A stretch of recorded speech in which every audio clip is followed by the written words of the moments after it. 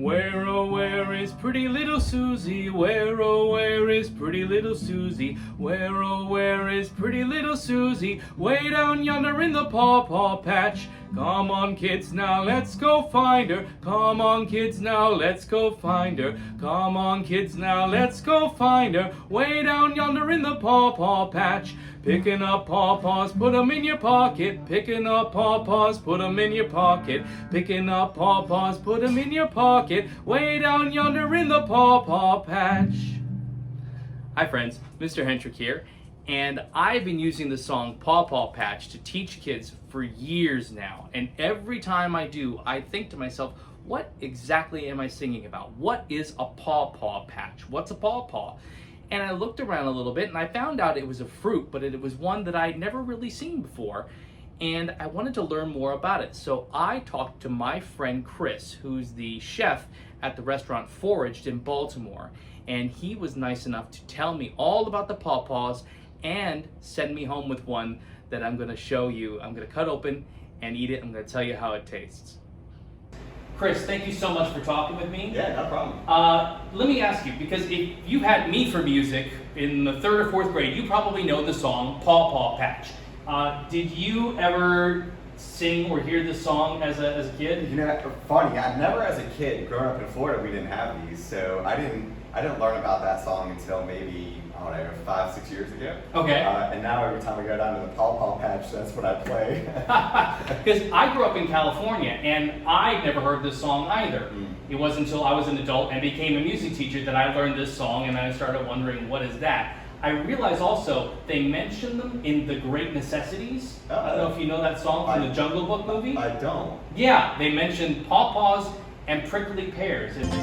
Now when you pick a pawpaw or a prickly pear and you prick a raw paw, well, next time beware. I always sort of conflate the two, but That's cool. that's not what they are. So let's talk about that. Where do pawpaws grow? So pawpaws are an indigenous fruit to the Mid-Atlantic region. So North Carolina, Virginia, Maryland, Pennsylvania, West Virginia, Illinois, kind of like that whole region right there. It's really the only spot that they grow. Okay, awesome. Now, they look a little bit like, how would you describe them? They look a little bit like pears, a little bit like apples. Yeah, kind of like a mango shape almost. These ones are a little bit smaller, but that's a pretty good example, and that's a pretty good example of what pawpaws look like. They get a little bit bigger. These are just little guys that I found a couple days ago. Well, where did you find them? So I have this random tree in this neighborhood that I used to live at, and it's kind of the tree that I use to gauge, you know, when to go to my grill spot up a little bit north of here. Because if they're ready there, then, you know, a couple days later they're going to be ready up there. So Okay, so you don't get these from a professional grower, you just find them Yeah. there in the, that's why your They- restaurant is called Foraged. Exactly, they grow wild everywhere. I was actually random a few months ago. I did a private foraging class for some people over on the Eastern Shore, and we went to the state park that was over there. Never been there before, you know, just checking it out with them. And we actually happened to come across one of the biggest pawpaw groves I have ever seen. It was just like a forest of pawpaw trees. So it's really a grove, not a patch, like Yeah. the song says. Yep. Okay, that's great. Now, what's the skin like? So the skin's pretty thick on these. Since they're a wild fruit, it's going to be a little bit thicker because they have a lot more to endure out in the woods. But then the inside, the flesh, it's kind of like a creamy texture, almost kind of like a banana. You know, that same texture as a banana.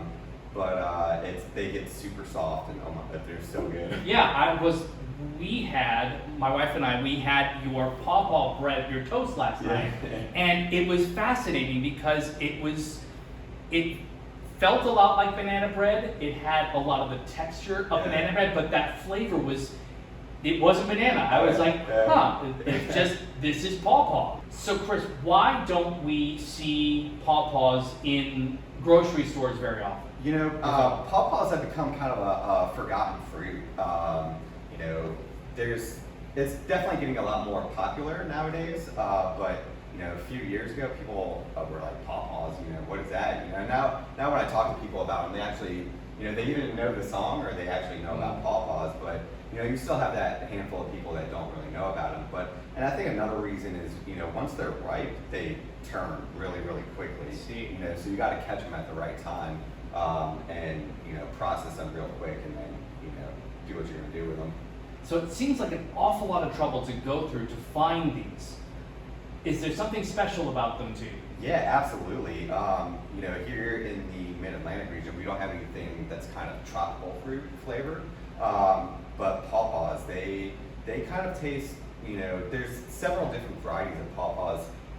These ones, they to me taste more like a mango than really anything else. That kind of cross between a banana and a mango. Mm-hmm. And it's just, you can't get that flavor, anywhere else around here, especially since we focus on, local produce and stuff like that. So we don't ship in mangoes and papayas and stuff like that. So this is the one time of year that we get to, play with that tropical fruit flavor. Well, I'm so glad that you're able to do this. Now, we mentioned before the pawpaw bread. What else do you do with them as a chef? We're going to do a lot of things with them over the next couple weeks. A lot of desserts. We'll probably make like pawpaw pudding, and, I don't know, pawpaw cheesecake. Who knows? Well, I look forward to having some more pawpaws the next few weeks. Thank you so much, Chris, for talking to us today. Thank you. I really appreciate it. Yeah, no problem.